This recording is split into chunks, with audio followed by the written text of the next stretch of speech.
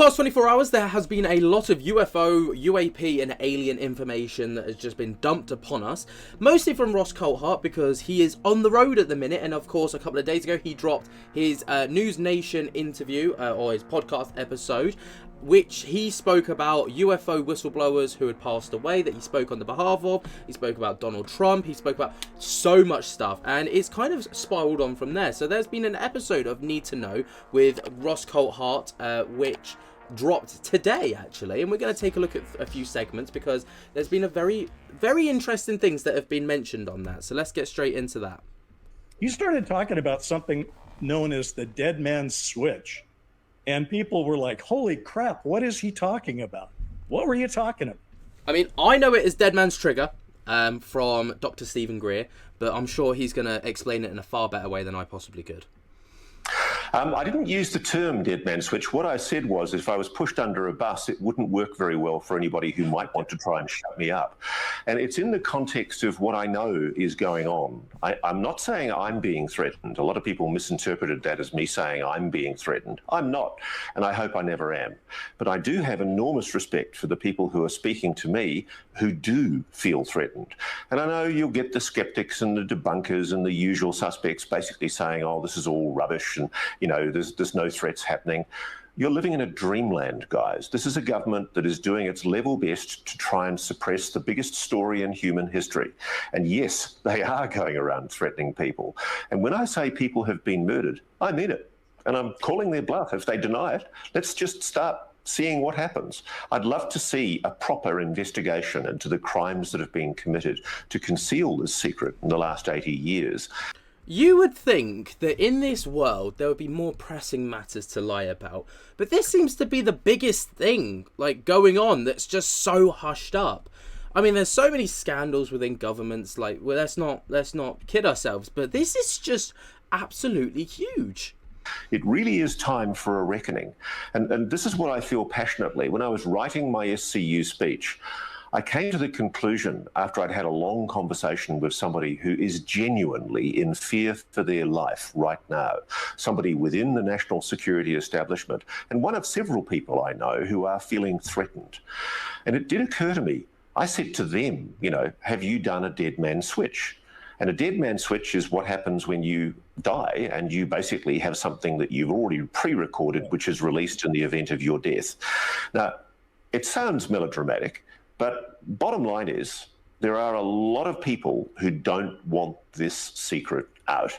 And I cannot begin to venture what's going on in the minds of the... Now, just before I let Coulthart continue, basically the idea of dead man's trigger, dead man's switch, whatever, is that you are then more valuable alive than dead. Because if you are alive, they can control what you say.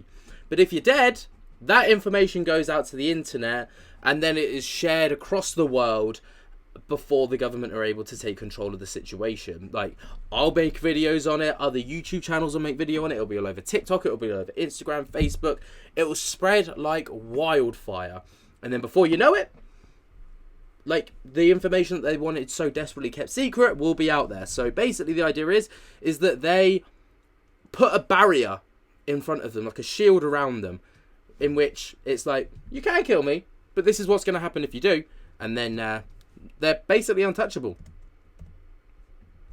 The weird, strange, devious people in corporate aerospace in particular who have the attitudes that they have and who seem to feel that they can get away with this. I'm shocked, actually. I'm really genuinely shocked at what I know is going on. And a lot of people, this is one thing a lot of people have been saying, oh, you come out and just say it, Ross. Well, fuck you. I'm not going to say it. The bottom line is, why the hell should I say it? I'll say it when I'm feeling good and ready, and when I've got my ducks lined up in a row and I've got my ammo and I'm ready. People in the UFO, UAP world seem to think this is entertainment. It's not entertainment. We're not under any obligation to tell you anything. The bottom line is we'll report what we find when we're ready to do it and when the sources are ready to speak. And that might take a while, but I'm all about protecting sources and making sure they feel comfortable about coming forward.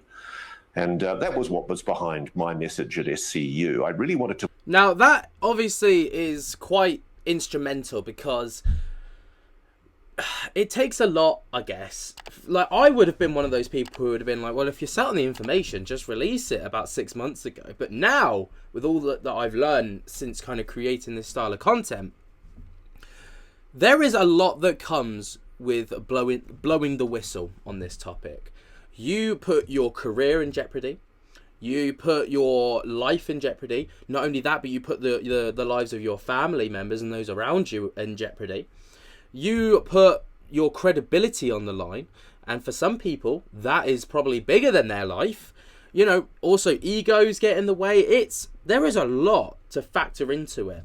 So, you know, usually it's like these deathbed confessions that will happen where they're going to die anyway. So what can they lose from saying it? And that's also what happened with Ross Coulthart when he spoke about on his News Nation episode. Obviously, it was a whistleblower who came forward to Ross Coulthart when he was basically dying of cancer. And he knew it was terminal. He knew he didn't have too much time left. So he was like, right, let me tell you everything I know. To make it clear, oh, by the way, if I do fall under a bus because of somebody's intervention, don't think that's going to be advantageous for you because I really have taken insurance. I did make an effort to sit down in front of this very same camera a few months ago and actually start recording what it is I know, who it is I'm speaking to, what it is that they've told me, how I know what I know, and putting it together with all of the other information that I've got. And here's hoping it never has to be shown, but maybe in 100 years' time it might be eventually released by my estate, and hopefully by that stage humanity will actually know what was really going on. I actually think we're going through an amazing moment in history, Bryce. I really do. I don't think we're ever going to find out from the sources that should tell us, and what I mean by that is the sources that should tell us should be our governments. They should come forward and be like, you know, this is what we know. That's never going to happen. You're dreaming if you think that's happening. And it will be these people.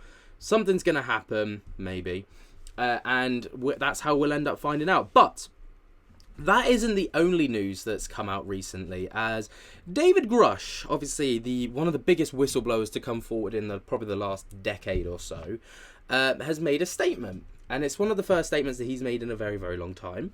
But under David Grusch, since he came out as a whistleblower, he's kind of been an advocate for whistleblowers. So there's been a lot of people that have come to him with their story. He's done all the vet and all the rest of it. And basically under his protection, they go through their whistleblowing phase or whatever. You know, they go through that. So he's made a statement stating that, David Grusch states, none of his 40 whistleblowers spoke with Arrow out of distrust. He also says that Senator Gillibrand does not have access to his whistleblower list. So, this is what he said. I am not aware of any of the 40 primary interview suspects that formed the basis of my ICIG whistleblower complaint hearing have gone to Arrow to be interviewed. The witness conveyed to me a lack of trust in Arrow and the command climate. Obviously, no one trusts Arrow because it's basically an offshoot of the Pentagon. I am only aware of 3 individuals with mostly second-hand knowledge that have been interviewed by Arrow that also spoke with some years back during my research process. Those individuals did produce some interesting leads I followed, but it appears Arrow did not have the expertise to distill the information that they were given, as it should have provided them with access to a large body of foreign intelligence and other US program information I had access to that is not reflected in the Arrow Historical Report Volume 1. Senator Gillibrand does not have access to my witness list, so I am unaware of how the senator allegedly has made any assessment in that regard. Now, that's a very interesting take right there. Basically, he's just shit all over the people in power who have said, you know, we've spoken to these people, there's nothing to be found, and obviously that there is. Like, that's just a lie. I mean, we already knew that the Arrow Report Volume 1, which was that 64-page document that they released back in, I think it was April, was bollocks. We knew that there was nothing of any like real weight in there, because I mean, you just have to read it to read how absolutely nonsense it is. But you know, David Grusch is just kind of hammering the nail in the coffin there, stating, well, I don't know anything about this. You know, none of my people were contacted, and they're the people that have actual stories. And they refuse doctor interviews because they just don't trust Arrow, which again, that doesn't come as much of a surprise to me, because they're shit. But what do you guys think of all this? Let me know your thoughts and opinions down in the comments below. While you're down there, be sure to jump scare the hell out of that like button, subscribe if you're new, tickle my little bell so you get notified whenever we upload to the channel. Until next time, guys, I hope you have enjoyed, and I'll speak to you later.